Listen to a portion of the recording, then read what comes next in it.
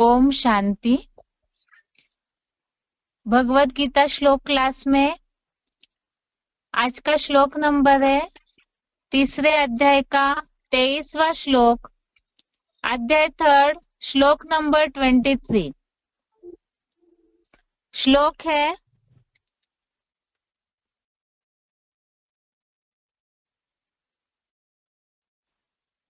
यदि ह्ययं न वर्तेयं जातु कर्मण्यतन्द्रितः मम वर्तमानुवर्तन्ते मनुष्याः पार्थ सर्वशः। श्लोक दोबारा, यदि ह्ययं न वर्तेयं जातु कर्मण्यतन्द्रितः मम वर्तमानुवर्तन्ते मनुष्याः पार्थ सर्वशः। श्लोक का संधि विच्छेद है, यदि ही अहम न वर्तेयं जातु कर्मणि अतन्द्रितः मम वर्तम अनुवर्तन्ते मनुष्याः पार्थ सर्वशः।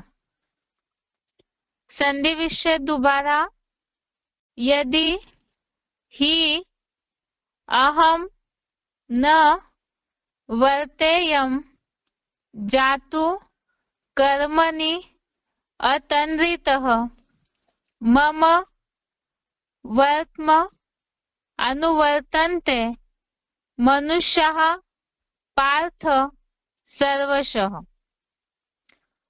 शब्दों का अर्थ है, ही अर्थात क्योंकि, यदि अर्थात यदि, अहम अर्थात मैं, जातु अर्थात कदाचित, कर्मणि अर्थात कर्मों में, अतन्द्रितः अर्थात आलस्यहीन होकर, न वर्तेयम अर्थात न लगा रहूं, पार्थ अर्थात हे पार्थ, मनुष्याः अर्थात लोग, सर्वशः अर्थात सब प्रकार से, मम वर्तमानुवर्तन्ते अर्थात मेरा मार्ग ही पकड़ेंगे।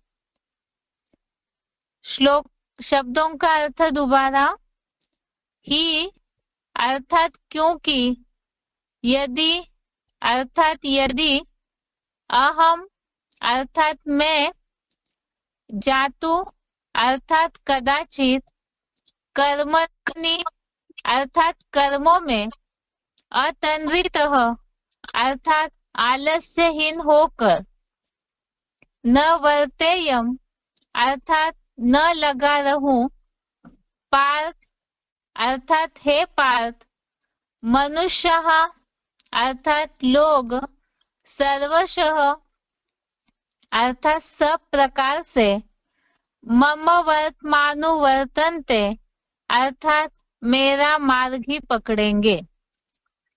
श्लोक का अर्थ है, क्योंकि यदि मैं कदाचित कर्मों में आलस्यहीन होकर न लगा रहूं, तो हे पार्थ, लोग सब प्रकार से मेरा मार्ग ही पकड़ेंगे।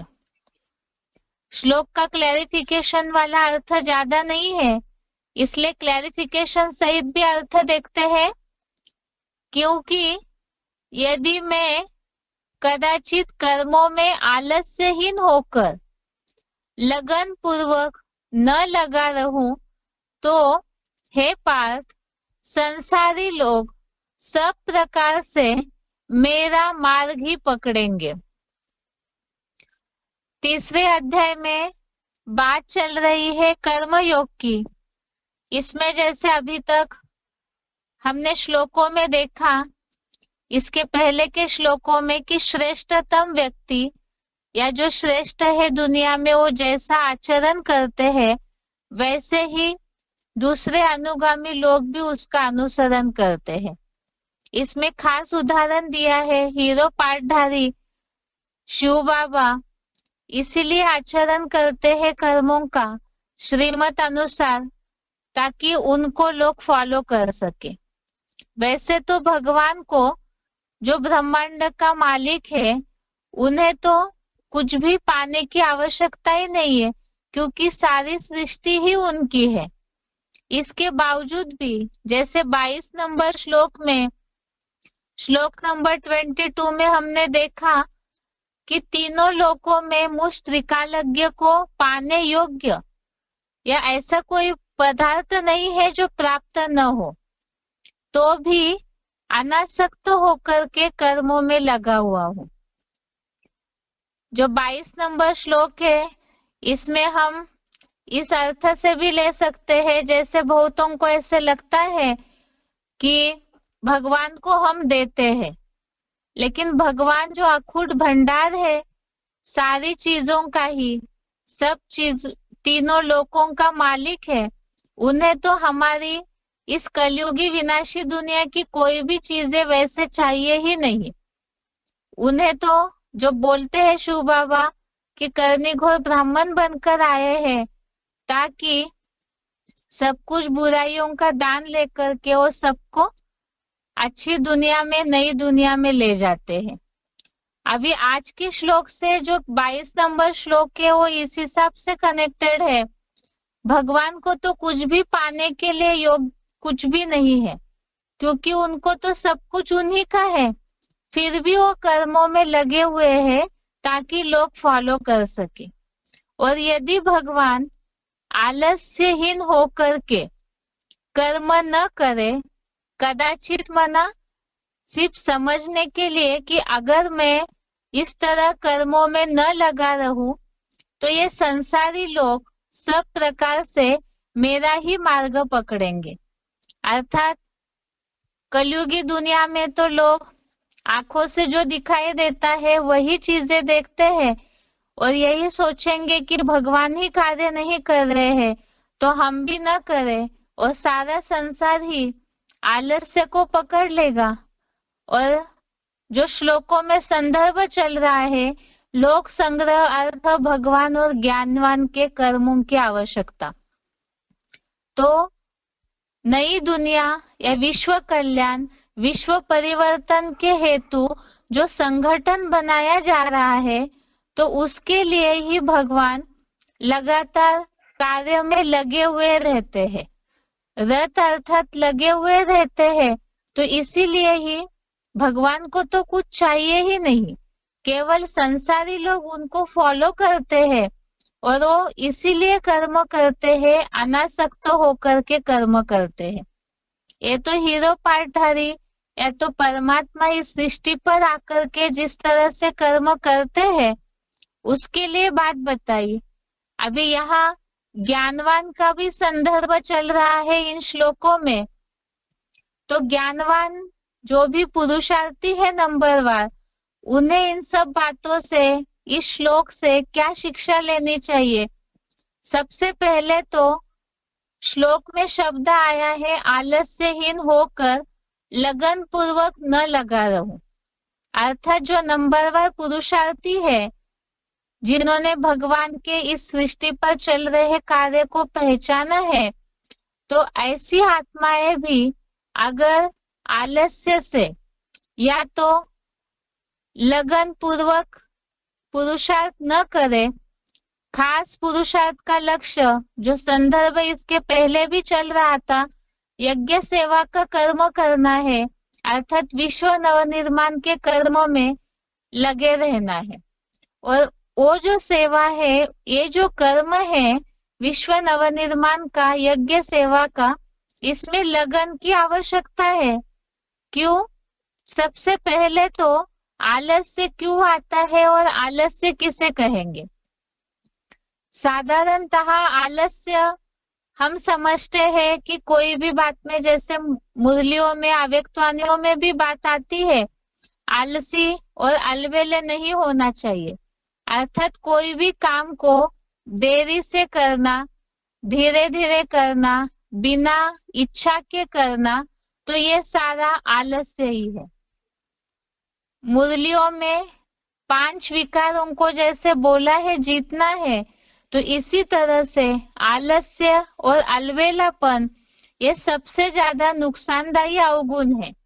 अगर ये पुरुषार्थी जीवन में रहे तो जो प्राप्ति की अनुभूति होनी चाहिए वो नहीं होगी, और लगन अर्थात दृढ़ता पूर्वक उमंग उत्साह के साथ जो कार्य अर्थात पुरुषार्थ करना चाहिए वो अगर नहीं करते हैं तो लगन माना दृढ़ता होनी चाहिए, उमंग उत्साह होना चाहिए।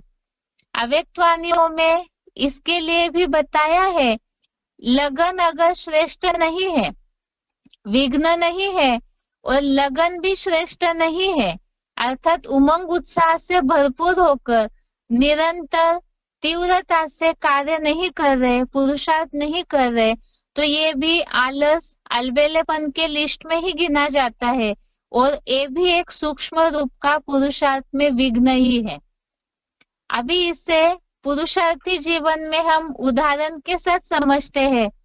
जैसे मुरलियों में शिव बाबा बताते हैं रेगुलर पंक्चुअल क्लास के लिए, तो कई ऐसे पुरुषार्थी है क्लास तो करते हैं, लेकिन मुरलियों में इसके लिए कई बार वार्तालाप में भी उदाहरण दिया हुआ है कि क्लास तो करते हैं लेकिन क्लास शुरू होने के आधा घंटा के बाद पहुंचेंगे, और क्लास संगठन का पूरा होने के आधा घंटा पहले ही उठ के जाएंगे, केवल फॉर्मेलिटी कि हमने रेगुलर क्लास किया है। तो ये भी आलस की लिस्ट में ही जाएगा। अभी ऐसे आलस से हीन होकर दूसरा जैसे सेवा की बात आती है, इसमें भी सेवा तो की, लौकिक में भी इसका उदाहरण लेते हैं। कोई अगर अपना जो कार्य है उसे पूरा फिनिश होके नहीं करते हैं, पूरी तरह से उसका रिजल्ट नहीं दिखाते, बस करना है इसलिए कर लिया, तो इसे भी आलस की लिस्ट में गिना जाता है। इसी तरह से यज्ञ सेवा का जो कर्म है इसमें सारी ही बातें आती है, वाचा सेवा हो, ज्यादातर कर्मणा सेवा, तो इसमें अगर पूरी तरह से जो कार्य हाथ में लिया है यज्ञ सेवा का वो पूरा संपन्न न करे, आधा अधूरा करके छोड़ दिया, तो ये भी आलस अलवेलेपन के लिस्ट में ही आता है। और ऐसे जो आलस से हीन होकर के कर्म करते हैं, तो इससे जो परिवर्तन दिखना चाहिए या विश्व नवनिर्माण के कार्य में जो पूरी तरह से हमें मददगार बनना चाहिए वो नहीं बनेंगे। तो ब्राह्मणों का संगठन है, इसमें तो सब एक दूसरे को देखते हैं। वैसे तो अव्यक्तवाणियों में बाप दादा ने बोला है फॉलो फादर, अर्थात कर्मों में तो फॉलो फादर करना है, लेकिन जहां तक अभी ऐसी संपन्न अवस्था नहीं बनी है, तो इसीलिए ब्राह्मण परिवार में संगठन में एक दूसरे को देखते हैं, तो इसमें भी आलस आ जाता है एक दूसरे को देखने से। इसीलिए यदि हम अपना कर्म उमंग उत्साह के साथ करेंगे, लगन पूर्वक जो कार्य जो पुरुषार्थ शुरू किया है उसे अगर करते हैं, तो जैसे बोला है कि हर एक बीज में, हर एक आत्मा रूपी सितारे में अपने अपनी दुनिया समाई हुई है, तो उस दुनिया का भी उद्धार करने के निमित्त बनेंगे। दूसरी बात है, जैसे भगवान को तो कुछ भी पाने योग्य नहीं है, उन्हें कुछ चाहिए भी नहीं, उसके बावजूद भी वो अनासक्त होकर के कर्मों में लगे हुए हैं। इसलिए लगे हुए हैं, उन्हें तो ना नाम मान शान की परवाह है, ना कोई वस्तुओं के प्राप्ति की परवाह है, तो भी वो लगे हुए हैं। तो इसी तरह से जो भी ज्ञानवान पुरुषार्थी है, तो उनका भी केवल एक ही लक्ष्य होना चाहिए कि विश्व परिवर्तन के कार्य में जो शिव बाबा नई दुनिया का संगठन बना रहे हैं, तो उस संगठन के कार्य में हमें मददगार बनना है, और इसीलिए ही लगन पूर्वक पुरुषार्थ करते रहना है। जैसे यहाँ हीरो पार्टधारी या परमात्मा ये समझ करके कर्म करते हैं कि वो अनासक्त होकर के कर्मों में लगे रहेंगे तो लोग फॉलो करेंगे। इसी तरह से जो ज्ञानवान पुरुषार्थी है उन्हें भी इस बात के लिए सोचना है, जैसे मुरलियों में आव्यक्तवाणियों में बताया है, स्व परिवर्तन से विश्व परिवर्तन। तो इस भावार्थ से भी हमें पहले उमंग उत्साह के साथ, दृढ़ता के साथ तीव्र पुरुषार्थ करते रहेंगे, आलस्य अलबेलापन को छोड़ के जो भी पुरुषार्थ के सब्जेक्ट है उसमें लगन पूर्वक लगे रहेंगे, तो जो पीछे दुनिया है सितारे में समाई हुई, तो उनमें भी वैसा ही उमंग उत्साह आएगा। इसमें जैसे श्रीमत को फॉलो करने की बात है, इसमें भी कई बार आलस्य आता है पुरुषार्थियों को, कर्म का फल नहीं मिला, जैसे सेवा की, उसका रिजल्ट तुरंत नहीं आया तो भी आलस आता है, क्योंकि जब तक देहभान है, स्वार्थ है, तो पुरुषार्थ में भी, सेवा में भी कर्म फल की अपेक्षा रखते हैं। लेकिन ये सारी बातें जो भगवान ने बताई है कर्म के लिए, अनासक्त होकर के कर्म करना है, ये बात बुद्धि में रख करके यदि पुरुषार्थ करते रहेंगे तो जो पीछे, क्योंकि ब्राह्मणों के याद से, ब्राह्मणों के पुरुषार्थ से ही नए नए सत्व प्रधान सृष्टि की वृद्धि होती है, और अगर यही पुरुषार्थी ब्राह्मण आलसीन होकर के लगे रहेंगे तो जो विश्व परिवर्तन का कार्य तीव्रता से होना चाहिए वो नहीं हो पाएगा। तो ये आज के श्लोक का अर्थ है, इसका उच्चारण सुनते हैं। इसके साथ साथ ही जो श्लोक में शब्द आया है मम वर्तमानु वर्तन्ते, अर्थात भगवान ही इस सृष्टि पर आकर के सारे कर्मों का फाउंडेशन डालते हैं, परंपराओं का भी फाउंडेशन डालते हैं, तो उससे सिलेक्टेड पॉइंट के द्वारा ही इस बात के अर्थ को समझते हैं। पहले श्लोक का उच्चारण, उसके बाद पॉइंट्स।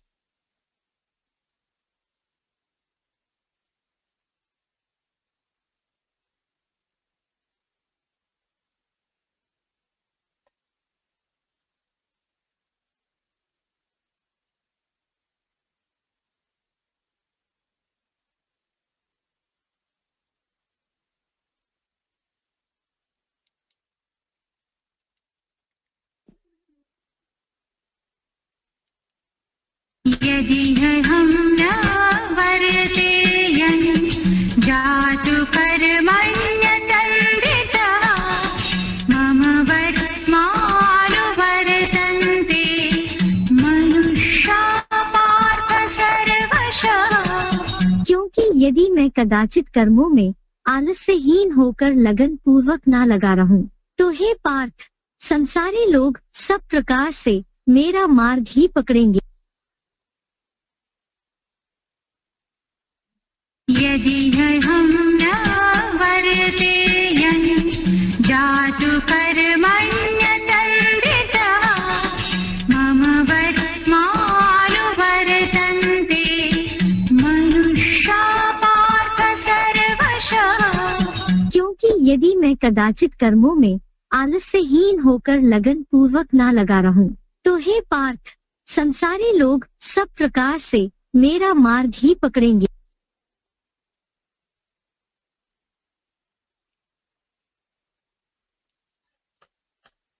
इसमें सबसे पहले देखते हैं, जो श्लोक में भावार्थ में बात आई है, आलस्यहीन होकर लगन पूर्वक न लगा रहूं तो आलस, अलबेलापन और लगन श्रेष्ठ न होना, अर्थात दृढ़ता न होना कार्य में, पुरुषार्थ में, उसके लिए अव्यक्तवाणियों में कुछ पॉइंट्स दिए हैं, उसे देखते हैं। पहले अव्यक्तवाणी की तारीख है 26 दिसंबर 79, अव्यक्तवाणी डेट 26 दिसंबर 79, पेज 192।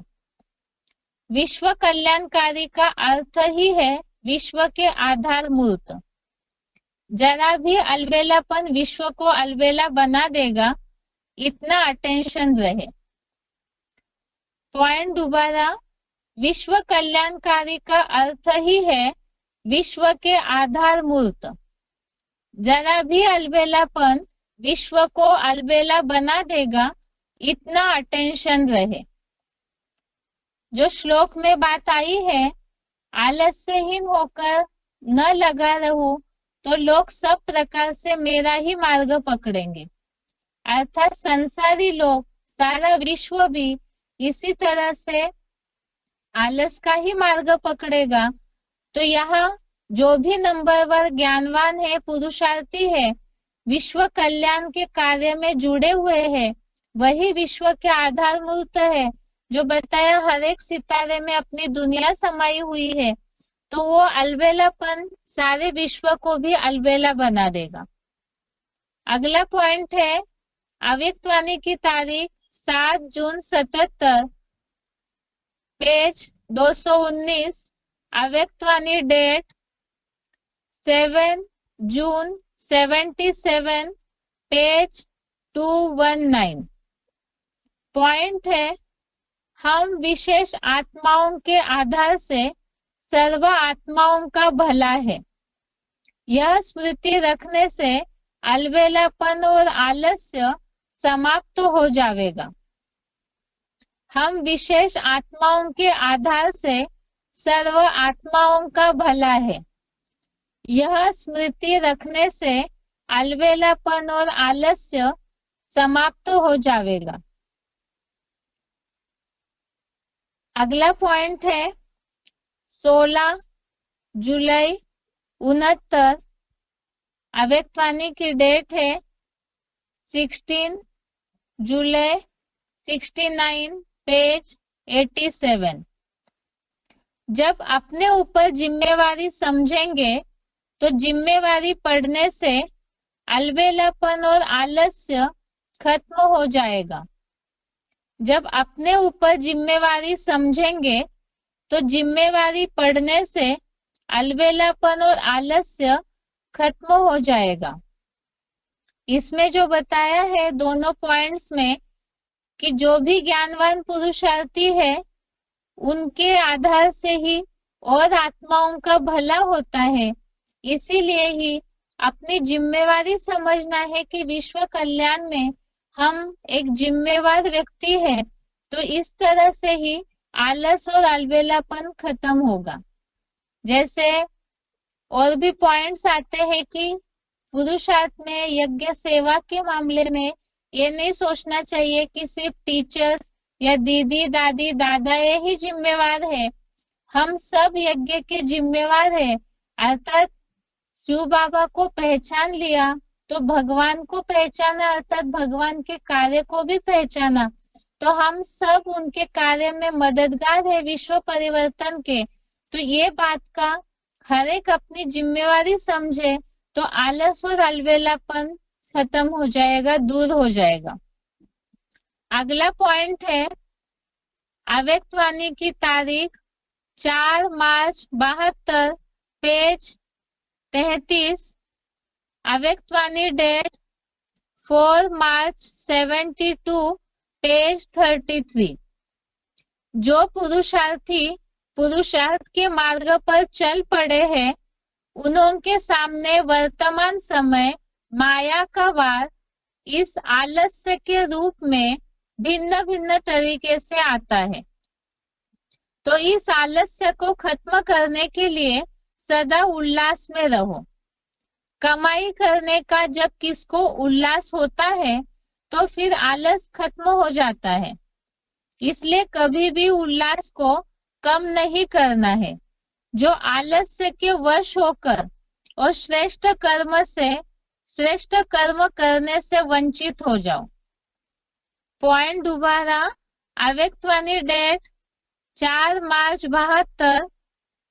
जो पुरुषार्थी पुरुषार्थ के मार्ग पर चल पड़े हैं, उनके सामने वर्तमान समय माया का वार इस आलस्य के रूप में भिन्न भिन्न तरीके से आता है। तो इस आलस्य को खत्म करने के लिए सदा उल्लास में रहो। कमाई करने का जब किसको उल्लास होता है तो फिर आलस्य खत्म हो जाता है। इसलिए कभी भी उल्लास को कम नहीं करना जो आलस्य के वश होकर और श्रेष्ठ कर्म करने से वंचित हो जाओ। यहाँ जो बात आई है, आलस्य भी माया का एक रूप है और इसे खत्म करना है तो हमेशा उल्लास अर्थात उमंग उत्साह में रहना है। जैसे कमाई होती है, किसी को कोई दुकान वाले की कमाई होती है तो वो रात भी को देर तक भी अपना दुकान खुला रखते हैं, उस समय उन्हें आलस नहीं आता। त्योहारों के समय भी जैसे दुकान वाले कितनी देर देर तक काम करते हैं, तो यहाँ भी ये तो विश्व नवनिर्माण का कार्य शिव बाबा ने दिया है, तो इसमें भी प्राप्ति का नशा होना चाहिए। अब इसमें भी एक बात है कि जैसे बुरे कर्मों की रील घूमती है तो उस समय उमंग उत्साह डाउन हो जाता है। ऐसे तो शिव बाबा ने बोला है जो भी पुरुषार्थ हम करते हैं लगन से तो उसकी प्राप्ति है अंदरूनी हल्कापन और खुशी की अनुभूति होना। लेकिन कई बार श्रेष्ठ लगन न होने से जो अनुभूति होनी चाहिए वो नहीं होती है, तो ऐसे समय में भी डाउन न हो करके जो अव्यक्तवाणियों में बात आई है कि मन लगे या न लगे सेवा में, पुरुषार्थ में, क्लास में, उसके बावजूद लगन को निर्माण कर फिर भी जो नियम बनाए हैं ब्राह्मणों के लिए उसे छोड़ना नहीं है, उसमें आलस नहीं करना है, तो इस दृढ़ता से माया अपने आप ही दूर भाग जाएगी। तो इसीलिए बताया कभी भी उल्लास को, उमंग को कम नहीं करना है, आलस्य के वश होकर श्रेष्ठ कर्म से वंचित हो जाएंगे। अगला पॉइंट है अव्यक्तवाणी तारीख 7 जून 77 पेज 219, अव्यक्तवाणी डेट 7 जून 77 पेज 219। पॉइंट है हम विशेष आत्माओं के आधार से सर्व आत्माओं का भला है, यह स्मृति रखने से अलबेलापन और आलस्य समाप्त हो जाएगा। आगे का पॉइंट है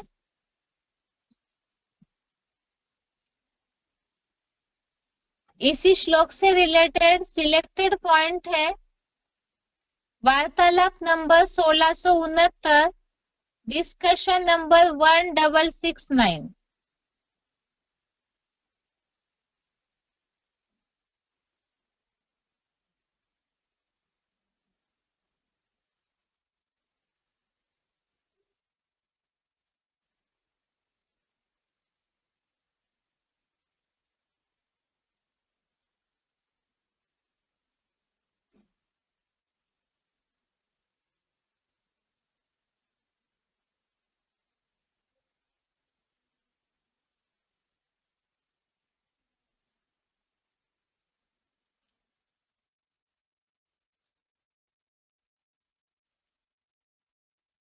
पहले वीसीडी का पॉइंट देखते हैं।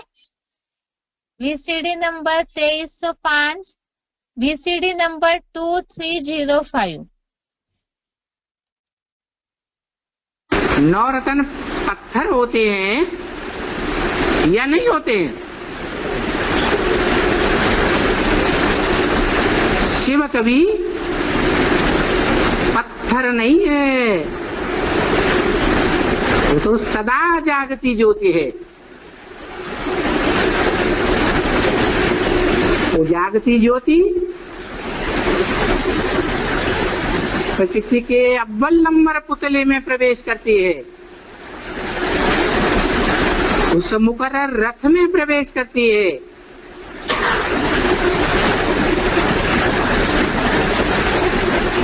तो अपना परिचय दे करके उसे आप समान भी बनाती है।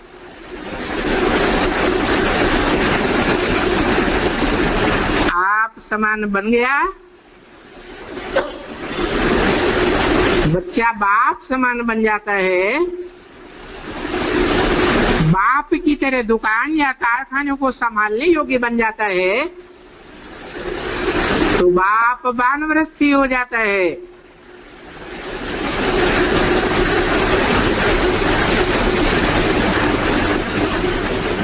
ये परंपरा सृष्टि में चलती रहती है। इसलिए गीता में लिखा है मम वर्तमान वर्तन्ते मनुष्या पार्थ सर्वशः। जितने भी मनुष्य मात्र हैं मेरे रास्ते का ही अनुगमन करते हैं।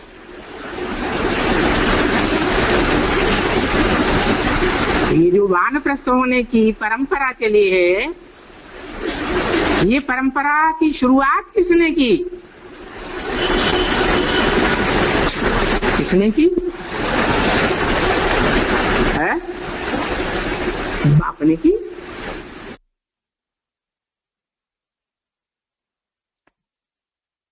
इस पॉइंट में बात आई है वर्षा देने की।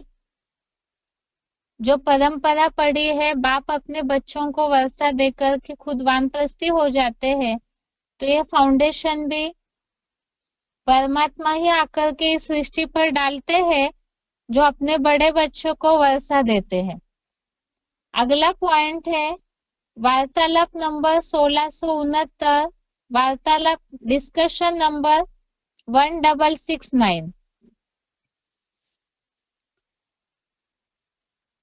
बाबा हाँ गीता पाठशाला में पति और पत्नी दोनों ज्ञान में चलते हैं और दोनों रुद्रमाला के मंगते होते हैं। कोई जरूरी नहीं कि दोनों हो। हाँ और फिर उनको ये है कि लक्ष्मी नारायण बन करके दिखाओ। यदि दोनों रुद्रमाला के मणके तो आपस में टकराएंगे तो लक्ष्मी नारायण कैसे कब तक भी बन पाएंगे? जो रुद्रमाला का बाप है वो कौन है? देखा है उसे? कौन है? बाप है। कौन है रुद्रमाला का बाप साकार में? रुद्र है। रुद्र साकार होता है या निराकार? रुद्र का मणका साकार में होता है या नहीं? हाँ, तो जो रौद्र रूप धारण करने वाला रुद्र है, जो सारे संसार का विनाश कर देगा, है वो रुद्र साकार है या निराकार? अभी समझे कि नहीं? है वो उसके साथ कोई रौद्र रूप धारण करने वाली महाकाली है या नहीं है? तो वो आपस में टकरा रहे हैं कि नहीं टकरा रहे हैं? हैं? तो फिर छोटे छोटे क्यों नहीं टकराएंगे? नहीं टकराएंगे? टकराएंगे। गीता में तो लिखा है मम वर्तमान वर्तन्ते मनुष्या पार्थ सर्वशः। जितने भी मनुष्य हैं इस दुनिया के, मैंने जो रास्ता अपनाया है साकार शरीर से, उसी रास्ते को अपनाते हैं। कोई अच्छे रूप में अपनाते हैं, कोई खराब रूप में भी अपनाते हैं। मेरे में सारा पार्ट इस सृष्टि का भरा हुआ है। स्वर्ग का भी पार्ट मेरे में और नरक का भी पार्ट मेरे में। इसलिए बोला स्वर्ग की दुनिया मेरी है तो नरक की दुनिया मेरी नहीं है क्या? वो भी है।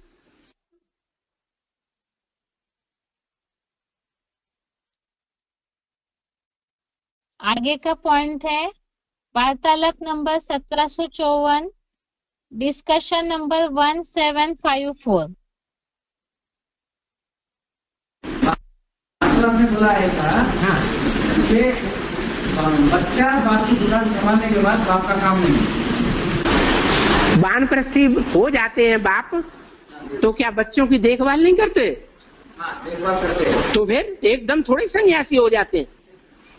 वानप्रस्थी रहते हैं कुछ समय, जब देखते हैं कि बच्चे दुकान संभालने में पक्के परिपक्व हो गए, तो फिर सन्यासी हो जाते हैं। ये सारा फॉलोइंग का काम अभी शूट होता है। मम वर्तमान वर्तन्ते मनुष्या पार्थ सर्वशः। दुनिया के जितने भी मनुष्य हैं वो मेरे रास्ते का ही अनुगमन करते हैं, फॉलो करते हैं।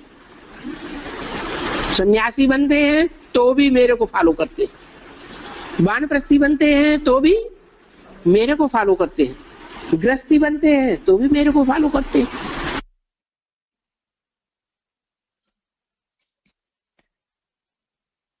इस पॉइंट में जैसे बताया और इसके पहले वाले पॉइंट में कि परमात्मा के ही कर्मों को सब फॉलो करते हैं, सिर्फ जो जैसे देखते हैं उस अनुसार कोई पॉजिटिव रूप में या कोई निगेटिव रूप में फॉलो करते हैं। यहाँ तो खास दोनों पॉइंट में गृहस्थियों के हिसाब से बात बताई है।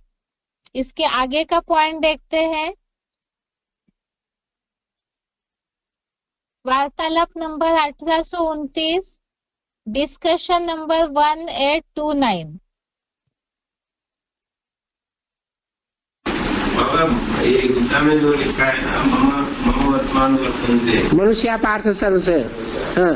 तो ये कहते हैं, शिव कहते हैं कि सब मनुष्य मेरे मार्ग का ही अनुसरण करेंगे, करते हैं। तो इसका मतलब ये हुआ कि जो शिव जो कल्याणकारी है, हाँ। तो ऐसे ही सब मनुष्य कल्याणकारी ही बनते हैं। नहीं बनते हैं सत्युग त्रेता में। सब मनुष्य थोड़ी नंबरवार ही बनेंगे कि एक जैसे बनेंगे? नहीं, नंबरवार बनेंगे, लेकिन जो द्वापर कलयुग में जो आने वाले हैं उनको बीच में कैसे कहेंगे? बीच में प्रवेश करके जो बोलने वाली आत्मा है और शरीर है, वो आत्मा किसकी है और शरीर किसका है? मम वर्तमान वर्तन्ते मनुष्या पार्थ सर्वसे। मैं जो रास्ता अपनाता हूँ, मेरे रास्ते का अनुगमन सब करते हैं, तो मैं जो रास्ता अपनाता हूँ वो तो संगम युग में अपनाता हूँ। इसका मतलब हुआ वो किसी के शरीर में प्रवेश करके करते हैं। हाँ, शिव जो है, हाँ जी, मम वर्तमान वर्तन्ते का मतलब ये है कि ब्रह्मा की सोल इंटरफियर करके बोल रही है। ब्रह्मा सिर्फ दादा लेखराज का ही नाम नहीं है, जो अव्वल नंबर ब्रह्मा है उसका भी नाम ब्रह्मा है।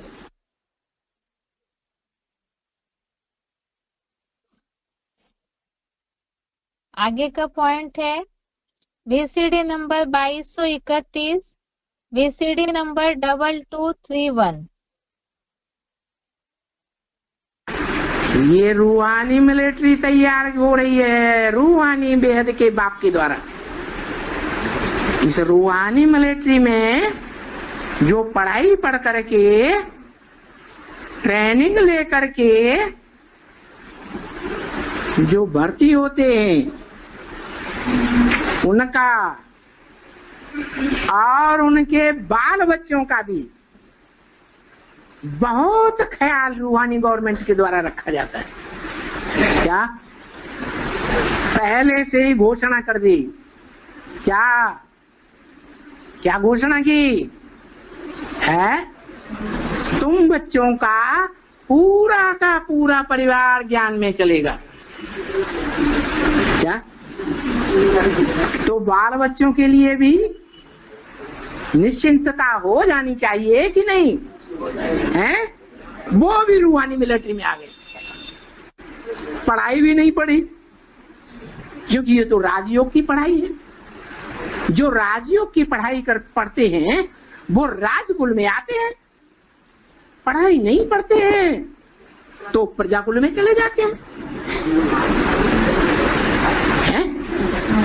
तो जो रूहानी मिलिट्री में आने वाले तुम बच्चे पढ़ाई पढ़ रहे हो, उनके परिवार वाले पढ़ाई पढ़ रहे हैं नहीं पढ़ रहे हैं? विरोध कर रहे हैं या नहीं कर रहे हैं? विरोध भी कर रहे हैं।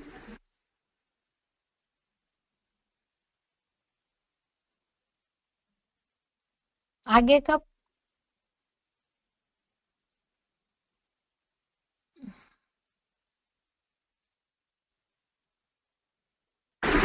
ये रूहानी मिलिट्री तैयार है दादी अम्मा, लेकिन उनके लिए वरदान दे दिया क्या कि तुम्हारा पूरा परिवार ज्ञान में चलेगा। इसका कारण जाना?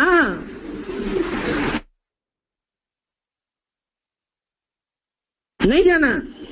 इसका कारण है कि जो तुम्हारे इस दुनिया में सख्त विरोधी है, तुम्हारे और प्रैक्टिकल में आए हुए बाप के भी सख्त विरोधी हैं। क्या? जैसे ये रूहानी वो भी विरोध कर रहे हैं दादी अम्मा, लेकिन उनके लिए वरदान दे दिया क्या कि तुम्हारा पूरा परिवार ज्ञान में चलेगा। इसका कारण जाना नहीं जाना? इसका कारण है कि जो तुम्हारे इस दुनिया में सख्त विरोधी है, तुम्हारे और प्रैक्टिकल में आए हुए बाप के भी सख्त विरोधी है। क्या? जैसे कृष्ण का विरोधी कंस था, तो कृष्ण को गावड़े गावड़े में भागना पड़ता था। जैसे शंकर का सबसे जास्ती विरोधी भस्मासुर हुआ, तो सारी दुनिया में उनको भाग भाग भाग भाग करना पड़ा। शास्त्रों में ये बातें प्रसिद्ध हैं या नहीं? और राम को इस संसार रूपी जंगल में रह करके महलवाड़ियों अटारियों में रहने वाले रावण से युद्ध करना पड़ा। जंगल में छुप छुप के, जैसे गुरिल्ला वार होती थी, छुप छुप के युद्ध करना पड़ता है। छुप छुप के ज्ञान बाण मारता है। जैसे आतंकवादी बाण मारे और ये भागा। आतंकवादी क्या करते हैं? गोली मारी और ये भाग खड़े हुए। तो ऐसे बाप को चलना पड़ता है। बाप ने भी बोला है, गीता में भी लिखा हुआ है, मम वर्तमान वर्तन्ते मनुष्या पार्थ सर्वस्य। इस दुनिया में जो भी मनुष्य मात्र हैं, वो मेरे ही रास्ते का अनुगमन करते हैं। क्या ये आतंकवादी किसका अनुगमन कर रहे हैं? हैं? कि गोली मारी और भाग खड़े हुए। किसके रास्ते पर चल रहे हैं? हैं? अरे भगवान भी इस दुनिया में जब आता है तो यही कर्म करता है। क्या कर्म करता है? कोई भी ब्रह्मा कुमारियों से जाके पूछो, तुम्हारे लिए इस दुनिया में सबसे बड़ा आतंकवादी कौन है? तो वो किसको बताएंगी? अरे हमारे लिए पहले भी ओसामा बिन लादेन था। कौन था? ओ शाम आ गई, क्या सूरज दिखाई नहीं पड़ता, छुप गया। बिना लाए दिए नहीं छोड़ूंगा, ऐसे कहता है। जो भी तुम्हारे पास धन है, जो भी तन है, जो भी मन की शक्ति है, वो सब लाओ मुझे दे दो। जैसे मैं चलाऊं वैसे चलो। सारी दुनिया को ऐसे सरेंडर होके चलना पड़ेगा। ये ओसामा बिन लादेन नाम पड़ा। नाम किस आधार पर पड़ता है? काम के आधार पर। वो बेहद का काम, वो बेहद का ओसामा बिन लादेन ही करता है। क्या? घड़ी घड़ी देवभान से मरता है, फिर कोई न कोई ओसामा बिन लादेन जैसा पैदा हो जाता है।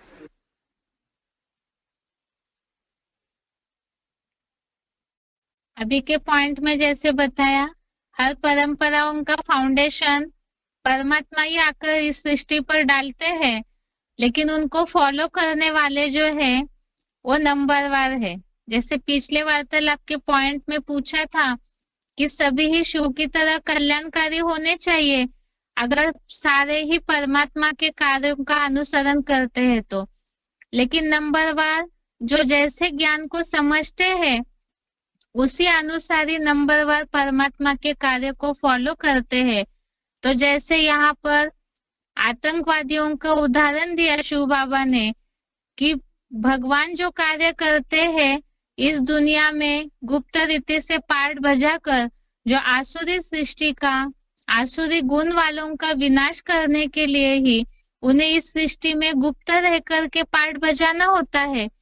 लेकिन उसे ही दुनिया में आतंकवादी निगेटिव रूप से फॉलो करते हैं। इस बात का उदाहरण अभी के पॉइंट में दिया। अभी आगे का पॉइंट है VCD नंबर 1989, VCD नंबर 1989। बाप आते हैं तो विरुद्ध लेकर आते हैं। क्या विरुद्ध लेकर आते हैं? मैं तुम बच्चों को नंबरवार आप समान निराकारी, निर्विकारी, निरहंकारी बना कर जाऊंगा। तो जो अव्वल नंबर बाप समान बड़ा बच्चा होता है, जो भक्ति मार्ग की परंपरा में नींव डाली गई है बाप के द्वारा, हमें क्या बोला? मम वर्तमान वर्तन्ते मनुष्या पार्थ सर्वश। इस सृष्टि पर मेरे ही मार्ग का अनुगमन करते हैं सभी मनुष्य। जो भी राजाएं भारतवर्ष में हुए हैं, उन्होंने अपने बड़े बच्चे को राज्य दिया है या छोटे बच्चों को दिया? बड़े बच्चे को राज्य दिया, क्योंकि जो बड़ा बच्चा होता है वो लंबे समय की प्योरिटी से पैदा होता है। प्योरिटी से दुनिया के सारे कार्य होते।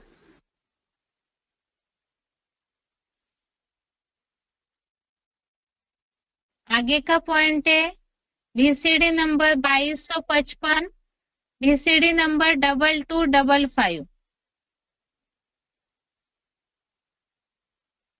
मम वर्तमान वर्तन्ते मनुष्या पार्थ सर्वश। ये किसने बोला? कौन सी आत्मा ने बोला? मेरे रास्ते का अनुगमन इस संसार में सभी पुरुष करते हैं। जो रास्ता मैं चलता हूं उसी रास्ते पर दुनिया के सब मनुष्य चलते। किसने बोला?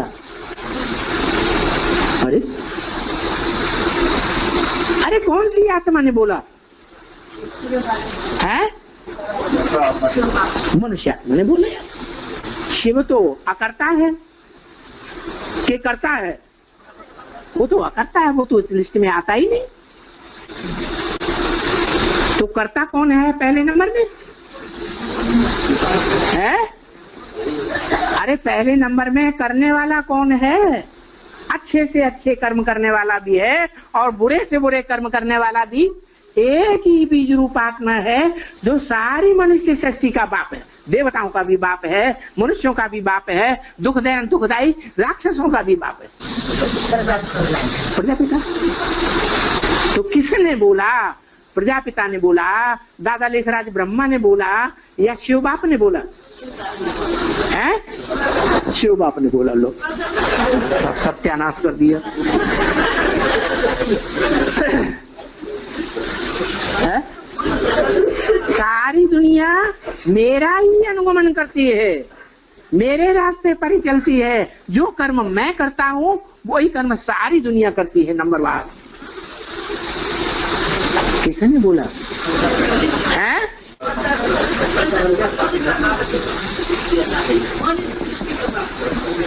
मनुष्य शक्ति के बाप ने बोला। क्या बोला? दुनिया में अच्छे से अच्छे कर्म करने वाला मैं हूं और दुनिया में बुरे से बुरे कर्म करने वाला भी मैं हूं। अच्छों के साथ अच्छा व्यवहार करने वाला मैं हूं और बुरों के साथ बुरा व्यवहार करने वाला बड़े से बड़ा पापी कौन? मैं हूं। मैं देवताओं का भी बाप हूं, मैं मनुष्यों का भी बाप हूं, धर्म पिताओं का भी बाप हूं।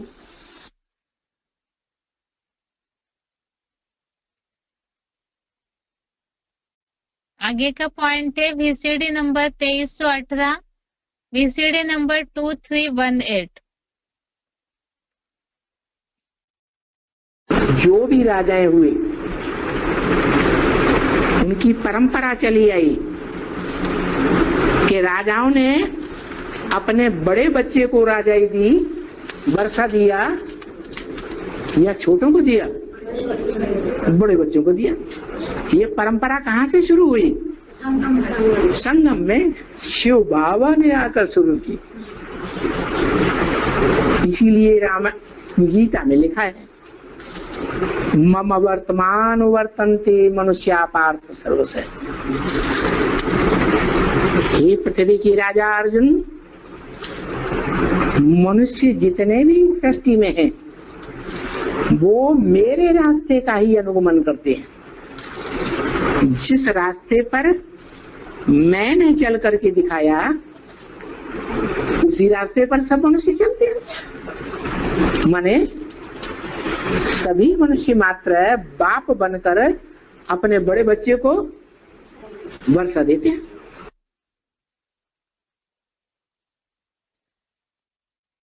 इस पॉइंट में जैसे हमने सुना कि जो बच्चों को वर्षा देने की बात है तो उसका फाउंडेशन भी शिव बाबा ही आकर के डालते हैं।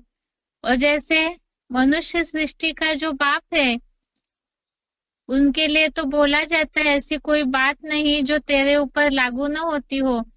उस हिसाब से धर्म पिताओं के कार्यों का भी फाउंडेशन डालते हैं। लेकिन यही बताया कि वो तो सबका बीज है, तो उनको जिन्होंने जैसे निरीक्षण किया उसी आधार पे उनके कर्मों का सब दुनिया वाले फॉलो करने लग जाते। आगे VCD का पॉइंट है 2412, VCD नंबर 2412।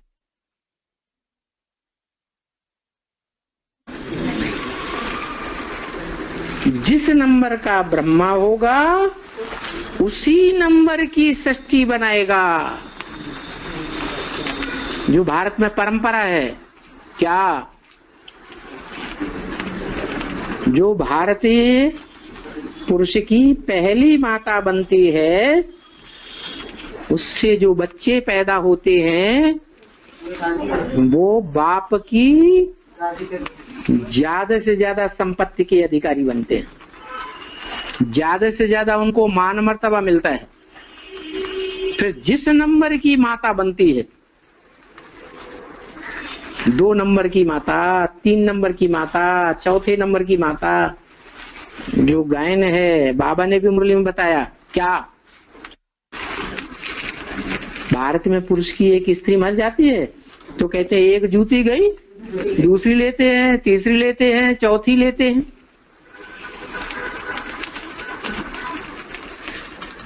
तो जिस नंबर की माता बनती है उससे पैदाइश पाने वाले जो बच्चे हैं उसी नंबर का मान मर्तबा उस परिवार में पाते हैं।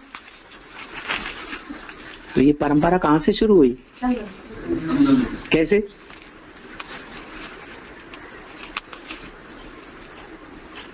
और किसने शुरू की?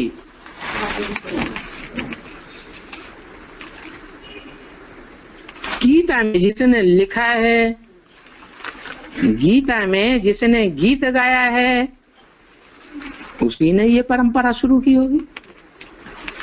गीता में लिखा है मम वर्तमान वर्तन्ते, क्या?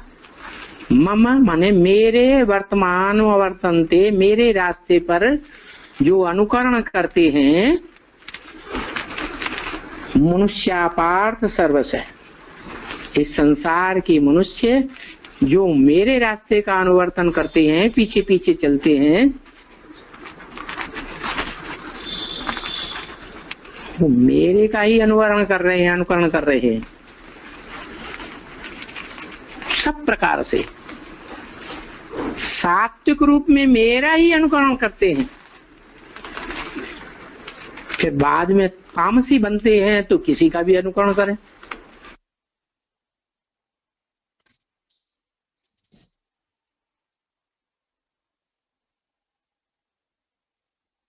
आगे का पॉइंट है VCD नंबर 2333, VCD नंबर 2333।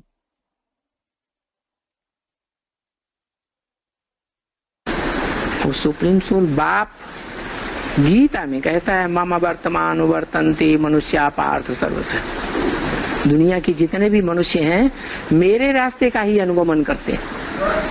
मैंने अपने बड़े बच्चे को प्रॉपर्टी दी है, जो प्रॉपर्टी मेरे पास वो प्रॉपर्टी दी है, तो दुनिया में जितने भी बाप हुए हैं छोटे बड़े, वो सब अपने बड़े बच्चे को देते हैं।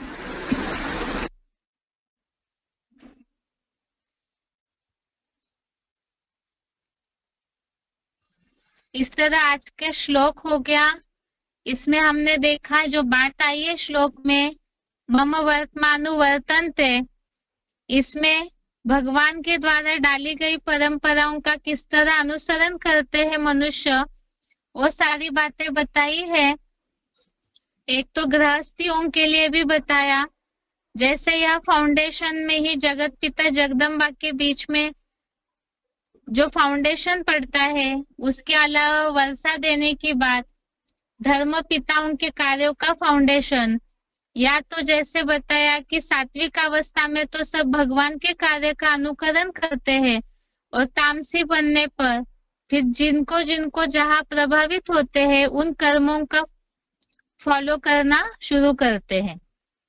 तो ये श्लोक में खास तो भगवान ने अपने कार्यों का जो अनासक्त होकर कर्मों में लगे रहते हैं, क्योंकि उनको सब दुनिया वाले फॉलो करते हैं, तो इसी तरह ज्ञानवान को भी इस बात को सीखना है कि हमारे कर्मों का भी बीज में सारी दुनिया समाई हुई है।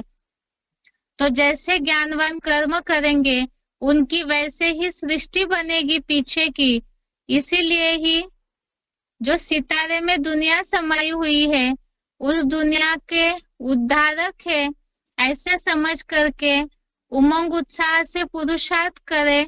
नहीं तो जो बताया कि नंबरवार सभी इसी तरह से कर्मों को फॉलो करते हैं।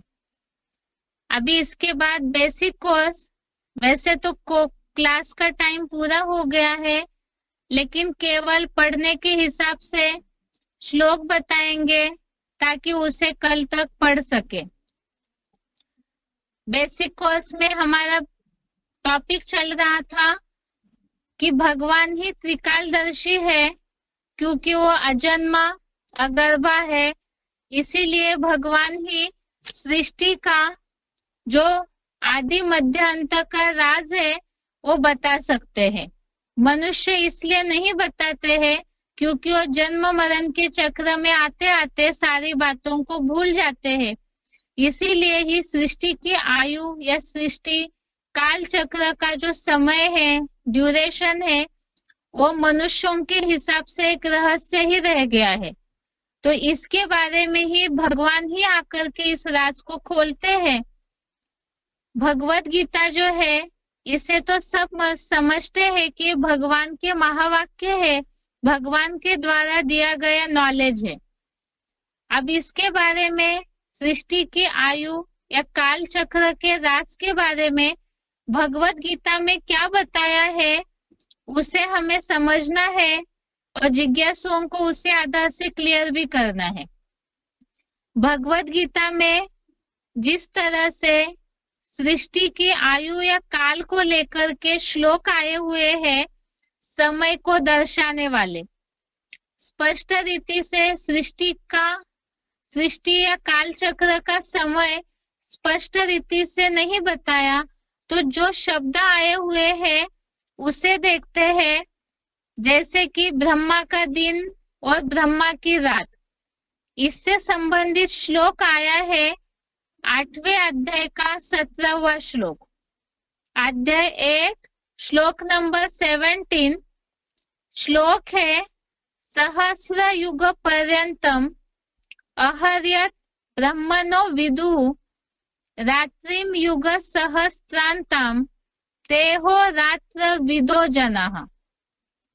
इसमें बात आई है अहर्यत ब्रह्मणो और रात्रिम, तो ये ब्रह्मा का दिन और रात दो शब्द दर्शाने वाले, अहर्यत और रात्रिम, ये दो शब्द दिन और रात को दर्शाने वाले हैं।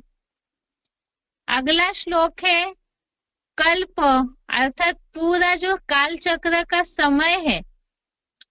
कल्प जो एडवांस कोर्स में या बेसिक कोर्स में भी 4 युगों का कुल मिला करके जो पीरियड है उसे कल्प कहा जाता है। उस कल्प को लेकर के भी भगवत गीता में शब्द आया है। ये भी समय या काल को ही दर्शाता है। 9वें अध्याय का 7वां श्लोक, अध्याय 9 श्लोक नंबर 7, सर्वभूतानि कौन्तेय प्रकृतिम यान्ति मामिकाम कल्पक्षये पुनः स्थानि कल्पादो विसृजाम्यहम्। इसमें कल्पक्षय और कल्पादो, कल्पक्षय कल्प का अंत और कल्पादो कल्प की आदि। तो कल्प ये शब्द भी समय को दर्शाने वाला है, काल को दर्शाने वाला है। और युग अर्थात एक एक युग के हिसाब से भगवत गीता में शब्द आया है।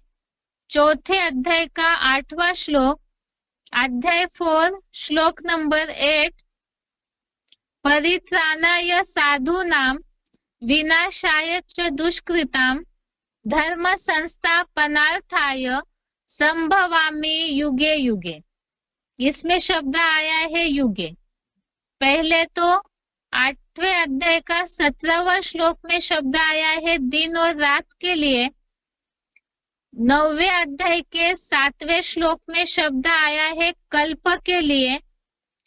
और चौथे अध्याय का 8वां श्लोक में शब्द आया है युगों के लिए। इस तरह से भगवत गीता में सृष्टि के आयु से संबंधित अलग अलग शब्द आए हैं।